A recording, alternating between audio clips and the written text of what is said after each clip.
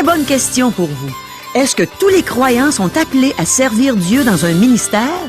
La parole de Dieu va nous donner une réponse qui nous sera très utile dans notre marche avec Dieu, aujourd'hui à l'émission À travers la Bible.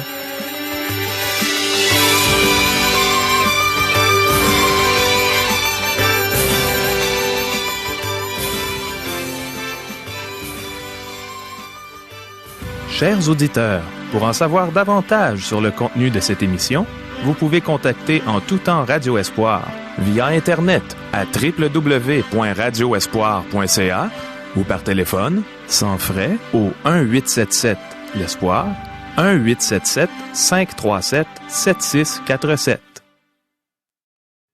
Bonjour, ici Caro.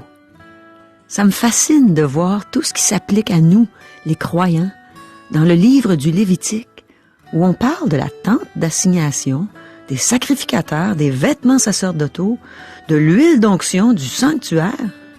Voici quelques questions concernant la leçon d'aujourd'hui. Selon la Bible, qui sont les vrais prêtres? De quelle manière pouvons-nous aller au ciel? Comment pouvons-nous avoir accès à Dieu? Est-ce qu'il y a des erreurs dans la Bible? Devons-nous être parfaits pour que Dieu accepte que nous le servions? Devons-nous être purifiés pour servir Dieu? De quoi avons-nous besoin pour discerner la volonté de Dieu pour notre vie? Est-ce que tous les croyants sont appelés à un ministère? Demeurez à l'écoute. Le pasteur Régent Joly est prêt à nous donner les réponses de la Bible à toutes ces questions.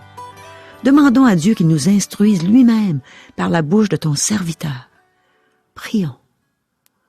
Oui, Seigneur, on sait que tu as choisi d'enseigner à tes enfants par la lecture de ta parole et aussi en écoutant les prédicateurs que tu as choisis pour nous instruire. On veut entendre ta voix. Parle-nous, Seigneur, parle par la bouche de ton serviteur. On est à l'écoute et on veut que tu nous instruises. Amen. À toi, Régent. Merci, Caro.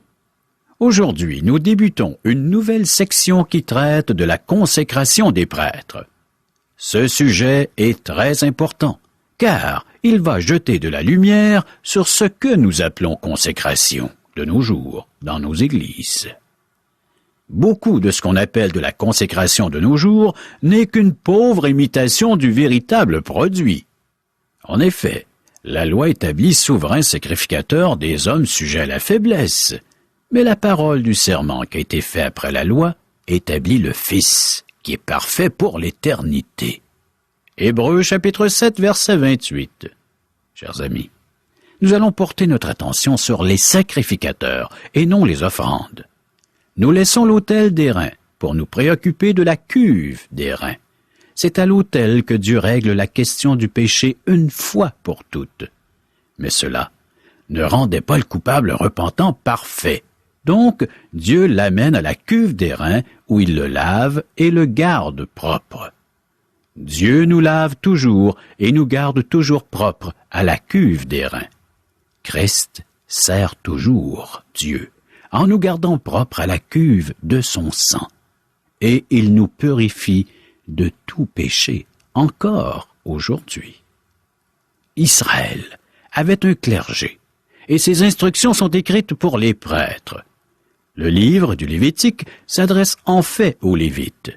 Dieu voulait faire de toute la nation un royaume de prêtres. Vous serez pour moi un royaume de sacrificateurs et une nation sainte. Exode, chapitre 19, verset 6. Cela ne se fit pas, car le peuple a péché dans l'affaire du veau d'or. Rappelez-vous, Dieu a plutôt choisi une seule tribu, les Lévites. De cette tribu, un seul homme, Aaron, fut choisi pour devenir souverain sacrificateur. Aujourd'hui, toute l'Église est un peuple de prêtres et Jésus-Christ est le seul souverain sacrificateur. Le point capital de ce qui vient d'être dit, c'est que nous avons un tel souverain sacrificateur qui s'est assis à la droite du trône de la majesté divine dans les cieux. Hébreux chapitre 8, verset 1er. Vous, au contraire, vous êtes une race élue, un sacerdoce royal, une nation sainte, un peuple acquis. afin que vous annonciez les vertus de celui qui vous a appelé des ténèbres à son admirable lumière. 1 Pierre chapitre 2 verset 9. Tu as fait d'eux un royaume et des sacrificateurs pour notre Dieu, et ils régneront sur la terre.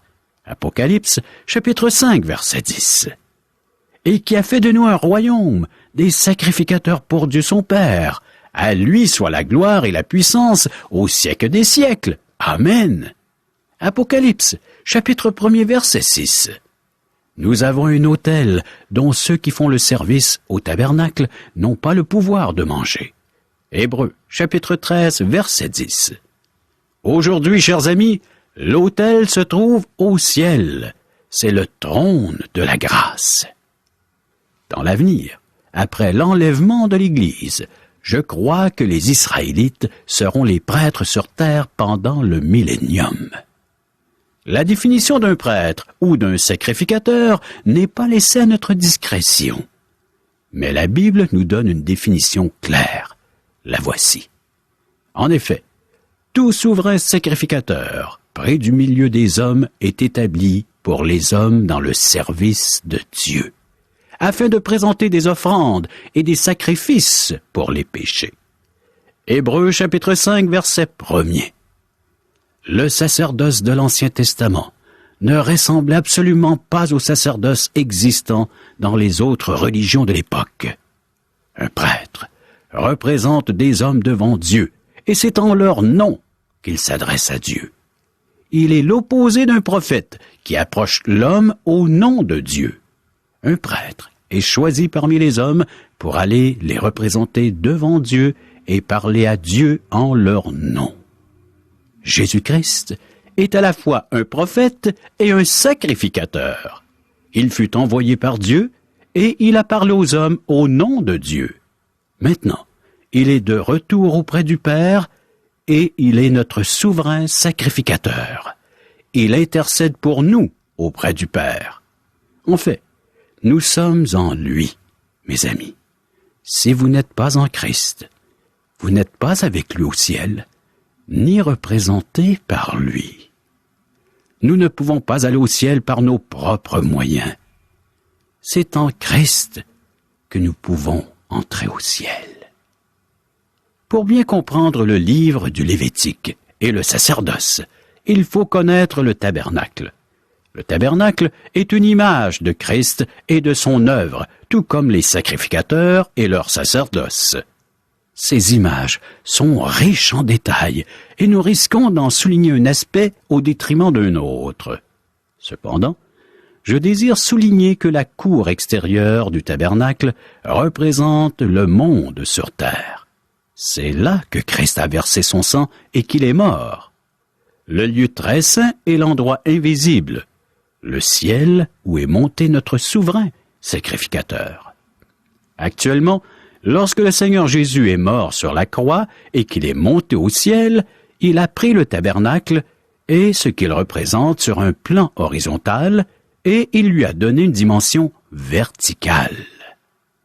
L'autel est ici-bas sur terre, c'est ici que Christ est mort sur la croix, le lieu très saint, lui est au ciel. Et c'est là que se trouve présentement le Christ. C'est ce que nous enseigne l'Épître aux Hébreux. Ainsi, puisque nous avons un grand souverain sacrificateur qui a traversé les cieux, Jésus, le Fils de Dieu, demeurons fermes dans la foi que nous professons. Hébreux, chapitre 4, verset 14. Mais Christ est venu comme souverain sacrificateur des biens à venir. Il a traversé le tabernacle plus grand et plus parfait, qui n'est pas construit de main d'homme, c'est-à-dire qui n'est pas de cette création. Hébreux chapitre 9, verset 11. Le point capital de ce qui vient d'être dit, c'est que nous avons un tel souverain sacrificateur qui s'est assis à la droite du trône de la majesté divine dans les cieux, comme ministre du sanctuaire et du véritable tabernacle, qui a été dressé par le Seigneur et non par un homme. Hébreux, chapitre 8, versets 1 et 2. Il était donc nécessaire puisque les images des choses qui sont dans les cieux devaient être purifiées de cette manière que les choses célestes elles-mêmes le fussent par des sacrifices plus excellents que ceux-là. Car Christ n'est pas entré dans un sanctuaire fait de main d'homme, en imitation du véritable, mais il est entré dans le ciel même, afin de comparaître maintenant pour nous devant la face de Dieu. Hébreux chapitre 9, versets 23 et 24. Christ est au ciel. Et puissions-nous voir cette réalité par la foi. Nous fréquentons l'Église, nous participons à un petit rituel, et nous ne réfléchissons pas aux réalités de la foi, la dimension divine des choses. Christ est au ciel, mes amis, et c'est en lui que nous avons accès au Père. La Bible nous invite à nous approcher de Dieu avec assurance. Christ est en présence de Dieu pour nous, mes amis. Nous n'avons pas été laissés seuls sur terre. Dieu est accessible par le Christ. Pour nous rendre au tabernacle, il faut prendre la direction verticale, car le lieu très saint est au ciel. À 12 reprises, dans ce prochain chapitre, il est affirmé que Dieu a donné des ordres à Moïse. La dernière affirmation se trouve au verset 36.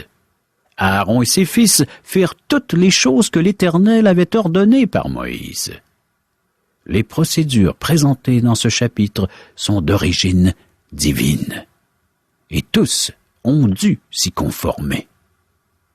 Certains érudits croient que le livre du Lévitique fut rédigé non par Moïse, mais beaucoup plus tard. Il serait l'œuvre des prêtres. Mais nous voyons que tout fut fait selon le commandement de Dieu. Croyez-vous que la Bible est inspirée? Si oui, vous ne pouvez pas admettre que le livre du Lévitique fut écrit beaucoup plus tard. La Bible est un livre inspiré et sans erreur. Le tout a été écrit selon le commandement de Dieu. Chers amis, débutons notre lecture du Lévitique chapitre 8, versets 1 à 3. L'Éternel parla à Moïse et dit, « Prends Aaron et ses fils avec lui, les vêtements, l'huile d'onction, le taureau expiatoire, les 2 béliers et la corbeille de pain sans levain, et convoque toute l'assemblée à l'entrée de la tente d'assignation. » Moïse doit faire venir Aaron et ses fils à l'entrée du tabernacle avec tous les items nécessaires pour la consécration. La liste nous fait penser à une liste d'épicerie, mais tous les items sont importants et ont une signification spirituelle. Le peuple doit être rassemblé afin d'être témoin de la consécration des sacrificateurs. Ce sera une cérémonie grandiose, chers amis. Le peuple verra Dieu prendre des hommes ordinaires et les mettre à part pour son service. J'ai envie de dire gloire à Dieu en lisant cela, parce que c'est ce qu'il va faire pour nous. Écoutez bien. En effet, la loi établit souverain sacrificateur des hommes sujets à la faiblesse, mais la parole du serment qui a été faite après la loi établit le Fils qui est parfait pour l'éternité. Hébreux, chapitre 7, verset 28. Christ était réellement consacré, et d'une certaine façon, personne d'autre ne l'a jamais été. Ce qui est merveilleux, c'est que Dieu accepte des hommes avec des infirmités. Si Dieu exigeait la perfection, nul d'entre nous pourrait servir. Louons Dieu du fait qu'il accepte de travailler avec des infirmes spirituels tels que nous, tels que moi. Heureusement qu'il y a le Saint-Esprit qui vient habiter en nous et qui nous enseigne. Du moins, si nous avons imploré le Christ comme sauveur personnel. Lévitique chapitre 8, versets 4 et 5. Moïse fit ce que l'Éternel lui avait ordonné, et l'assemblée se réunit à l'entrée de la tente d'assignation. Moïse dit à l'assemblée, « Voici ce que l'Éternel a ordonné de faire. » Moïse fait ce que Dieu a ordonné et il explique au peuple qui suit les instructions de Dieu. Verset 6.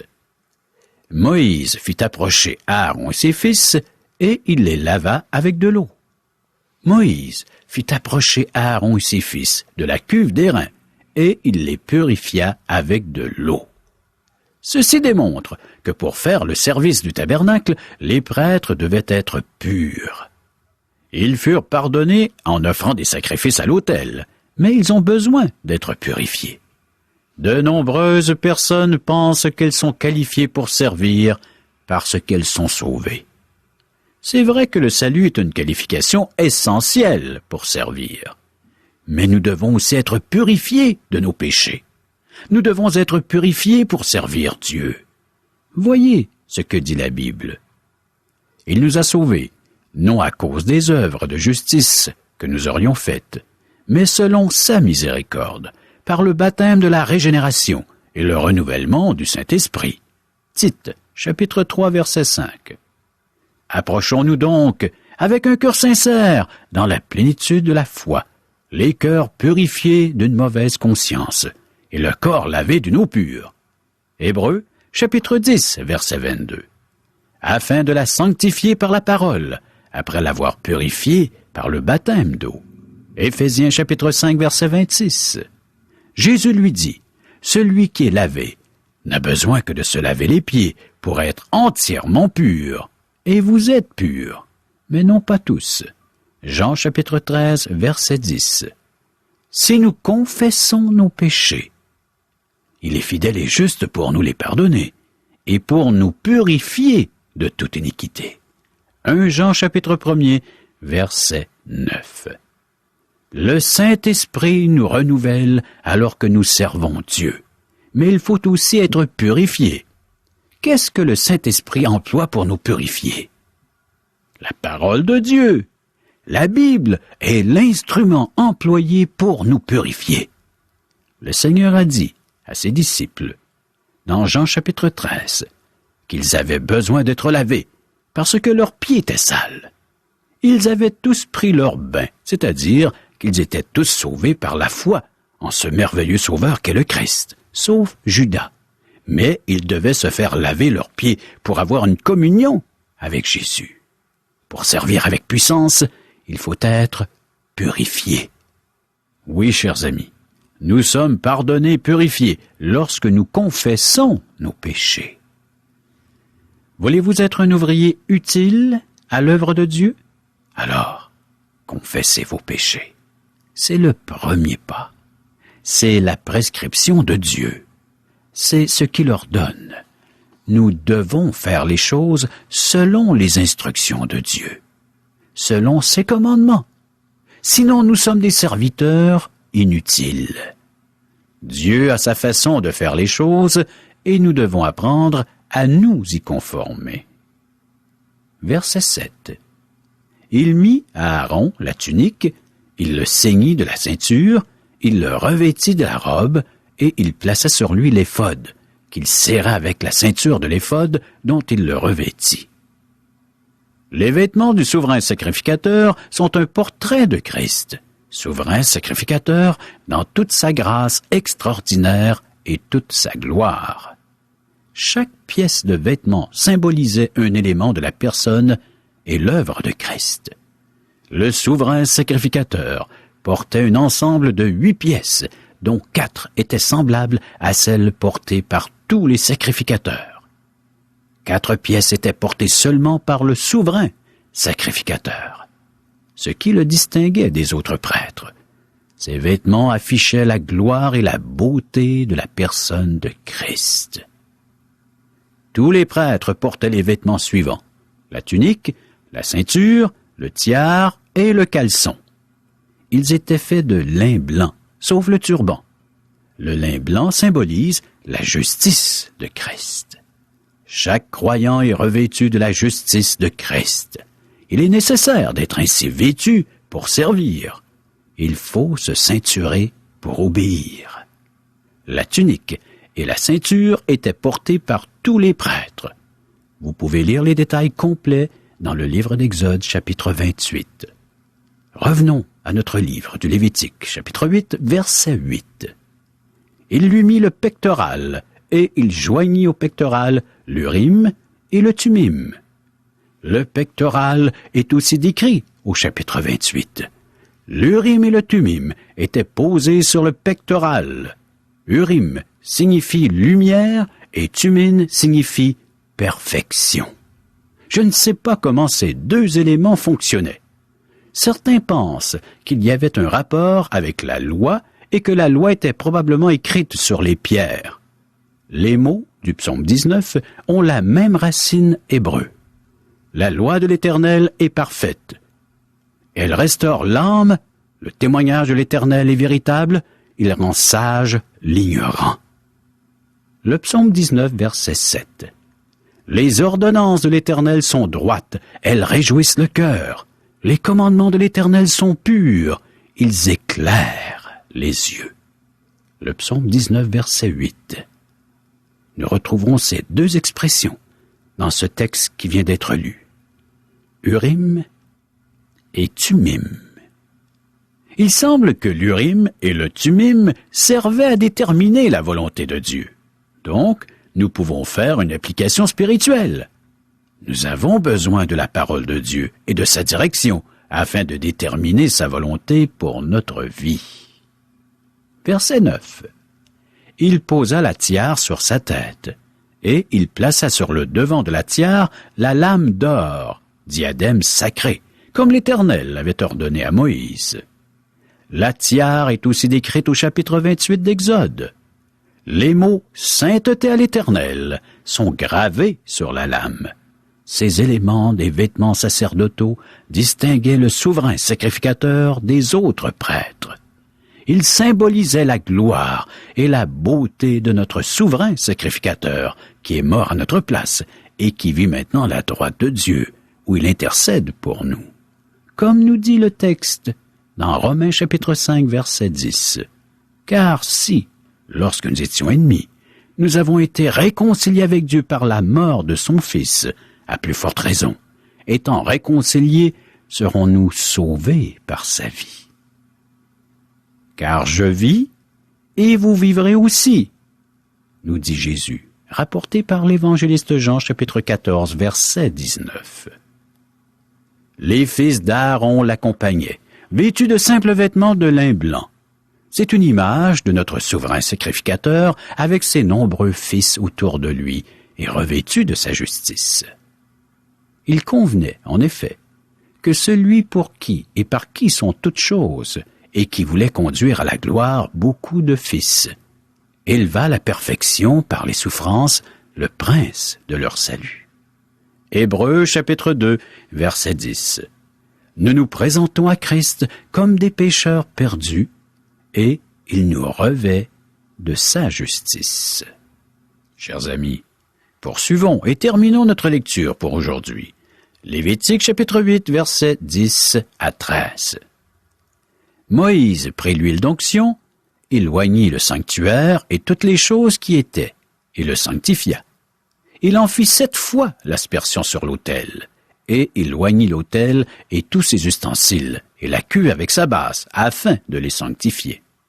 Il répandit de l'huile d'onction sur la tête d'Aaron, et l'oignit, afin de le sanctifier. Moïse fit aussi approcher les fils d'Aaron. Il les revêtit de tuniques, les ceignit de ceintures, et leur attacha des bonnets, comme l'Éternel l'avait ordonné à Moïse. Le texte nous répète que tout fut fait conformément aux ordres de Dieu. Encore une fois, ceci nous rappelle que nous avons besoin d'être vêtus de la justice de Dieu. Cher ami, es-tu revêtu de cette justice qui s'obtient gratuitement? Prochaine émission, préparez-vous en lisant Lévitique chapitre 8 verset 14 à chapitre 9 verset 24. Merci beaucoup, Régent. Tu nous as bien dit que tous les croyants sont appelés à se mettre au service de Dieu dans un ministère selon les dons qu'ils ont reçus. Je suis contente d'entendre ça. Et en même temps, ça ne me surprend pas. Pendant mes premières années de vie chrétienne, je croyais qu'il y avait juste les pasteurs et les diacres qui avaient des ministères. Par contre, je me suis mise à aller un peu partout avec mon pasteur et son épouse pour annoncer la bonne nouvelle du salut.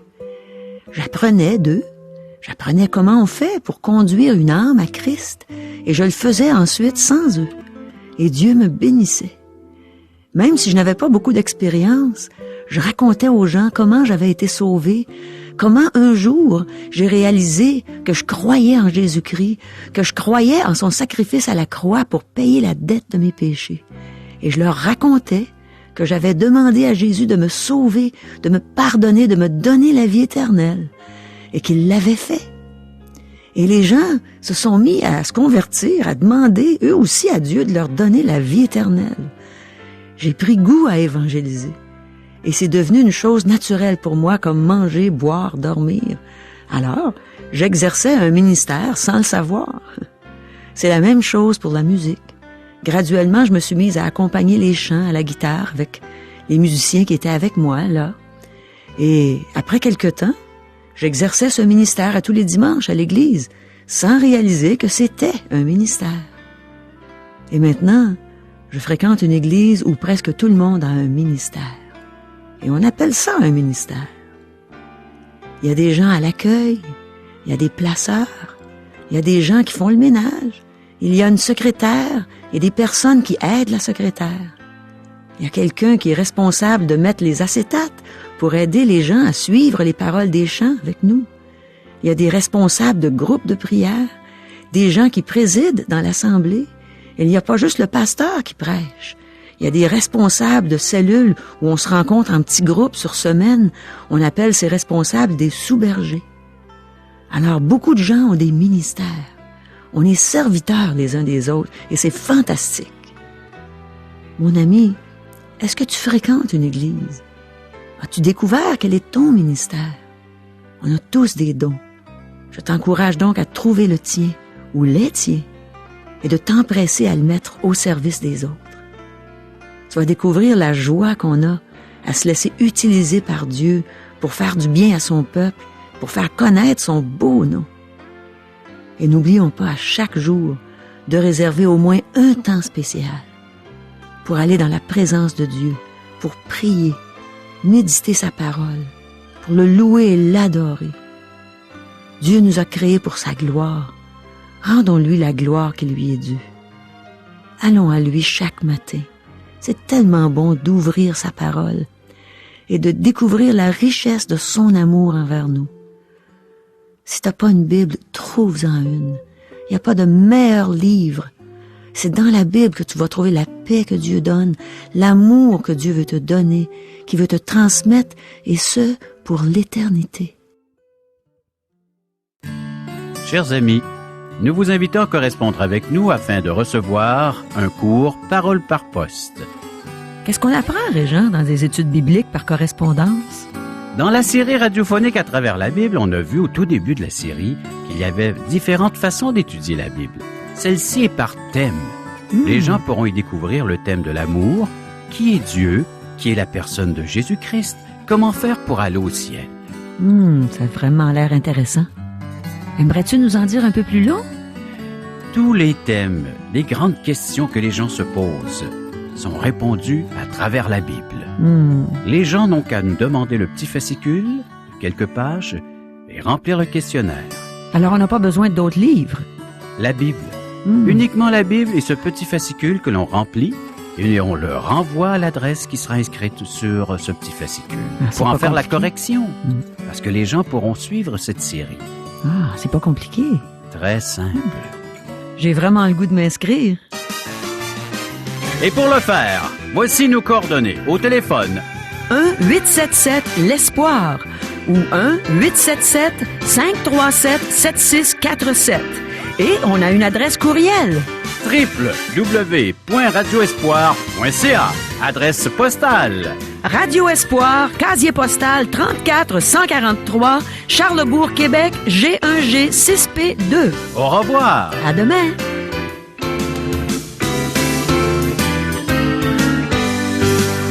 Cette émission vous a été présentée par Radio Espoir.